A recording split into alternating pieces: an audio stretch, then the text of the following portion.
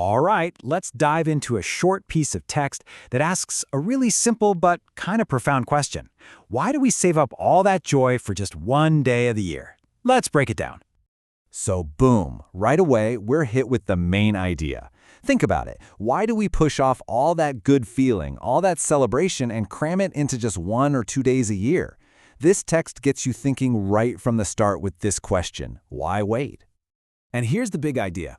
The text basically says that feeling, the warmth, the connection, that whole Christmas spirit, it's not magically stuck on December 25th. No, it's more like a mindset, a feeling we can actually tap into anytime we want. And to really drive this point home, the source just starts listing off months. June, September, March. These aren't special holidays, they're just months, right? The message here is super clear. It doesn't matter if it's a random Tuesday in April or a hot day in June. The calendar just doesn't have a say in this feeling.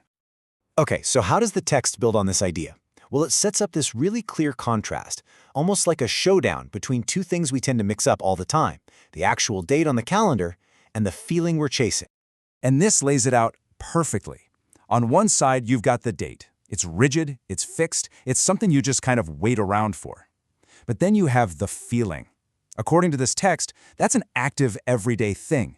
It's not something you wait for, it's something you live right now. And here's the kicker. It's accessible to everyone, and it's meant to be shared, not locked away. And here it is, straight from the source itself. The whole point is to get us to shift our focus completely. Like, stop staring at the calendar and start paying attention to the feeling. The real power isn't in the day, it's in the emotion behind the day. All right, so if it's all about the feeling, how do we, do that? How do you make a regular old day feel special? Well, this text doesn't just throw an idea at you and walk away. It actually gives us a game plan, a call to action for every single day. And the advice is pretty straightforward, broken down into 3 steps. First up, share it right away. So don't hoard that joy or kindness. Just give it out freely. Step 2, enjoy your time. Simple, right? Just be present. Soak up the moment you're in. And then there's the third one, which is a little more poetic. Strike out forth. So what in the world does strike out forth actually mean? Well, it's all about being proactive with your life. It means waking up and moving forward with some confidence, with some purpose, instead of just, letting the day happen to you. It's a really energetic, intentional way to live. And here's the payoff. According to the text, if you actually do these things, if you share, you enjoy, you move forward with purpose, the result is crystal clear. Your days will just go brighter. It's a pretty direct cause and effect thing. But you might be wondering, where does this whole idea of daily, accessible joy even come from? According to the source, this entire philosophy isn't just floating in the air. It's built on a very specific foundation. There's a reason why all of this is supposedly possible.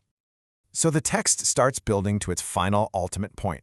It says that this ability to live brightly, to celebrate any old day, to share this amazing feeling, all of it is made possible because of the virgin birth. Yep. The source points to this specific event as the absolute foundation, the anchor that makes this kind of daily celebration, this accessible joy possible for anyone, any time of the year. And that brings us full circle, right back to where we started. After laying out the whole argument, the logic, the action steps, the foundation, the source leaves us with this one single challenge we can't really ignore. If this feeling is always there for the taking, then why on earth would we wait? So let's end by turning that question back to you. The text asks, why wait for Christmas? But the real question is a lot more personal, isn't it? If you look at your day right now, what are you going to celebrate today? What's that small win, that moment of connection, that simple little thing that's worth celebrating?